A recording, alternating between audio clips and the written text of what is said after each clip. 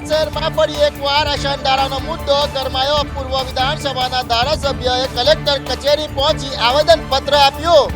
સુરતના સંવેદનશીલ વિસ્તારોમાં અશાંતદારાના કાયદાના સરેઆમ ઉલ્લંઘનનો મુદ્દો ફરી એકવાર ગરમાયો છે। પૂર્વ વિધાનસભા ધારાસભ્ય અરવિંદ રાણાએ આજે મોટી સંખ્યામાં સમર્થકો સાથે કલેક્ટર કચેરી પહોંચ્યા હતા અને આવેદનપત્ર આપી વિધર્મીઓ દ્વારા થતી મકાનોની ખરીદી સામે ઉગ્ર નિવેદન આપ્યું હતું। તેમણે ગંભીર આક્ષેપ કર્યા હતા કે અશાંતદારા હેઠળના વિસ્તારોમાં વિધર્મી ખોટી રીતે મકાનો પચાવી રહ્યા છે અને કાયદાના નિયમોને નેવે મૂકી ફાઇલો પાસ કરવામાં આવી રહી છે।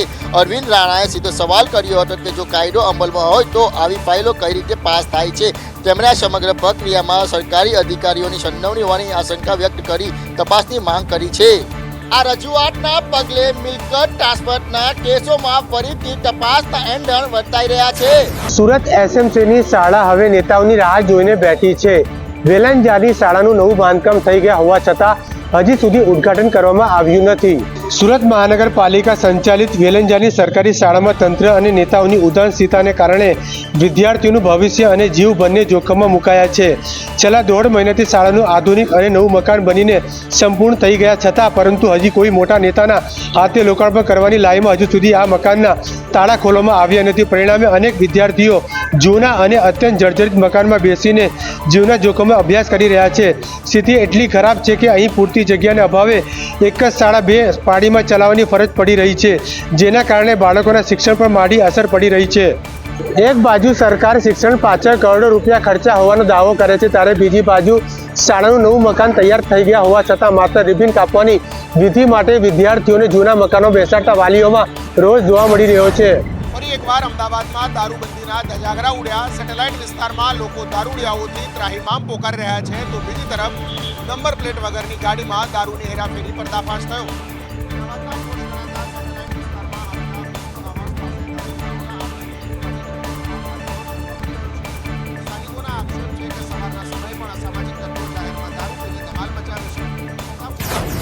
દેશવ્યાપી વિરોધને પગલે આજે ગુજરાતમાં પણ વિરોધ જોવા મળ્યો।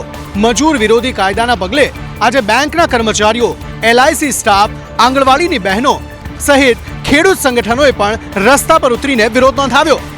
દેશવ્યાપી હડતાલના આહવાનને ગુજરાતમાં વ્યાપક પ્રતિસાદ મળ્યો। ટ્રેડ યુનિયનો સાથે બેંક કર્મચારીઓ પણ હડતાલમાં જોડાયા। નવા 4 લેબર કોડ, બેંકોના ખાનગીકરણ, વીમા ક્ષેત્રમાં 100% એફડીઆઈ તેમજ અમેરિકા સાથેની ટ્રેડ ડીલ જેવા મુદ્દાઓને લઈને કર્મચારીઓએ વિરોધ નોંધાવ્યો। અનેક શહેરોમાં કામકાજ પર અસર જોવા મળી। સુરતમાં કલેક્ટર કચેરી ખાતે બેંક કર્મચારીઓએ જોરદાર પ્રદર્શન કર્યું, જ્યારે જામનગર જિલ્લામાં રાષ્ટ્રીયકૃત બેંકોના 1500થી વધુ કર્મચારીઓ હડતાલ પર ઉતર્યા।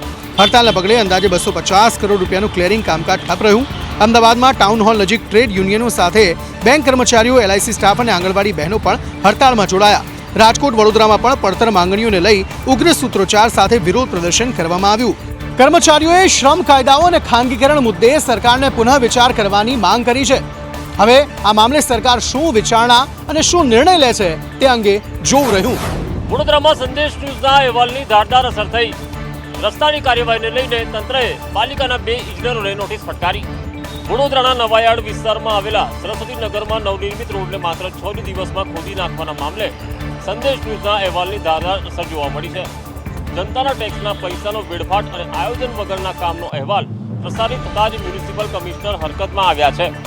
તંત્ર દ્વારા આ ગંભીર બેદરકારી બદલ મદદનીશ ઇજનેર ધર્મેન્દ્રસિંહ સિંઘા સહિત પાલિકાના 2 ઇજનેરોને કારણદર્શક નોટિસ ફટકારીને ખુલાસો માંગવામાં આવ્યો છે।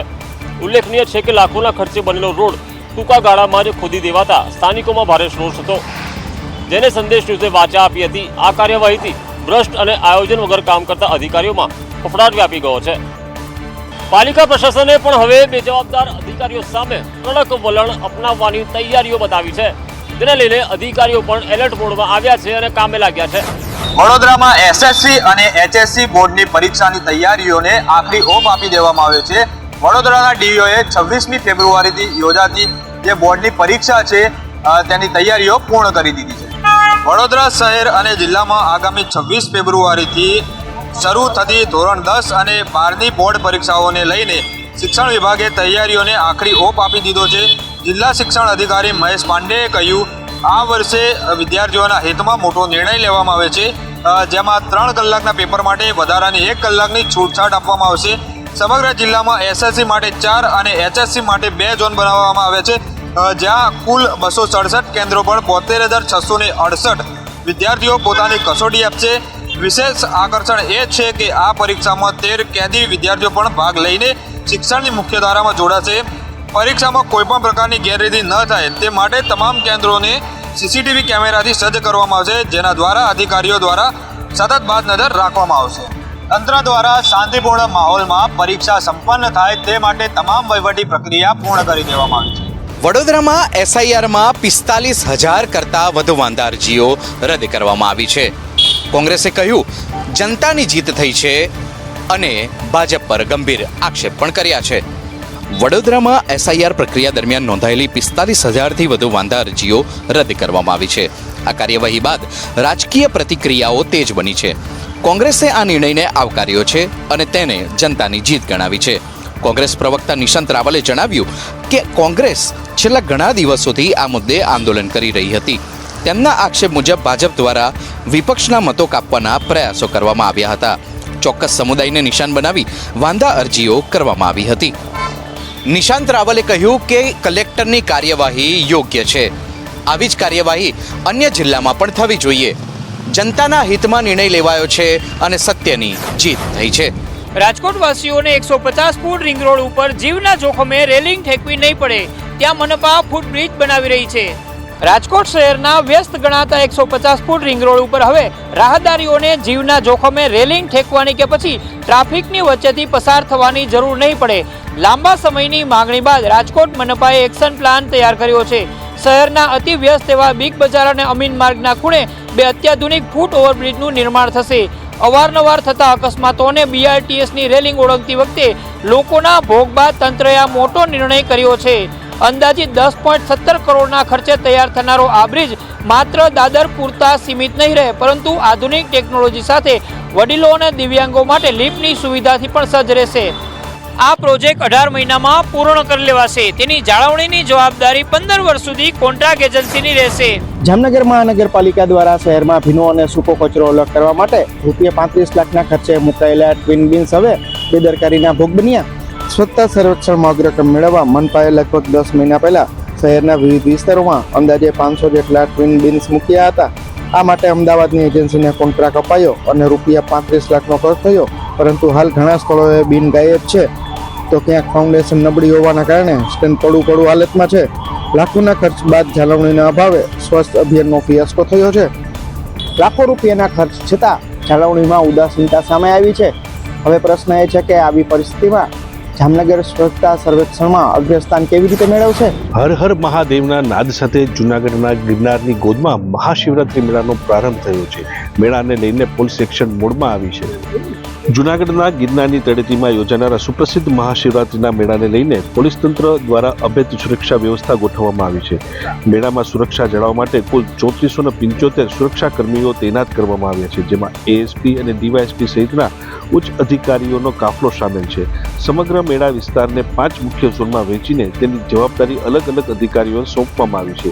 8 વોચ ટાવર અને 35 રાવટીઓ દ્વારા 24 કલાક દેખરેખ રાખવામાં આવશે, જ્યારે અસામાજિક તત્વો પર નજર રાખવા સ્પેશિયલ સર્વેલન્સ ટીમ અને મહિલાઓની સુરક્ષા માટે શી ટીમ સતત કાર્યરત રહેશે.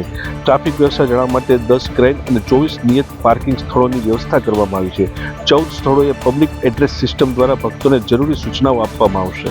પોલીસે સ્પષ્ટ ચેતવણી આપી છે કે શાંતિ ડહોળવાનો પ્રયાસ કરનાર સામે કાયદાકીય પગલાં ભરવામાં આવશે. મુંબઈમાં ભારતનું પ્રથમ મ્યુઝિકલ રોડ તૈયાર કરવામાં આવ્યો છે. દેશના કોસ્ટલ રોડ પરથી ગાડી પસાર થતાં જ જય હોની ધૂન વાગશે. ભારતની આર્થિક રાજધાની મુંબઈમાં ટેકનોલોજી અને એન્જિનિયરિંગનું અદ્ભુત સમન્વય જોવા મળ્યો છે, જ્યાં દેશનું પ્રથમ મ્યુઝિકલ રોડ તૈયાર કરવામાં આવ્યો છે. મુંબઈ કોસ્ટલ રોડ પર નરીમન પોઈન્ટથી વર્લી વચ્ચેના માર્ગ પર હંગેરીની ખાસ ટેકનિકનો ઉપયોગ કરીને રસ્તા પર વિશિષ્ટ ગ્રૂવ્સ બનાવવામાં આવ્યા છે. જ્યારે કોઈ પણ કાર આ રસ્તા પરથી 70થી 80 કિલોમીટરની નિયત ઝડપે પસાર થશે, ત્યારે ટાયર અને રસ્તા વચ્ચેના ઘર્ષણથી ઓસ્કાર વિજેતા ગીત જય હોની ધૂન આપોઆપ સંભળાશે. આ મેલોડી રોડનો મુખ્ય ઉદ્દેશ્ય ડ્રાઈવરોને નિર્ધારિત ગતિ મર્યાદા જાળવવા માટે પ્રોત્સાહિત કરવાનો છે. કારણ કે જો સ્પીડ ઓછી કે વધારે હશે તો ધૂન સ્પષ્ટ સંભળાશે નહીં. આ નવીનતમ પ્રયોગથી મુસાફરોને એક અનોખો રોમાંચ અનુભવવા મળશે અને સાથે જ માર્ગ સલામતીના નિયમોનું પાલન પણ વધશે. ભારતનો આ પ્રથમ મેલોડી રોડ પ્રવાસીઓ અને વાહન ચાલકો માટે ભારે આકર્ષણનું કેન્દ્ર બન્યો છે.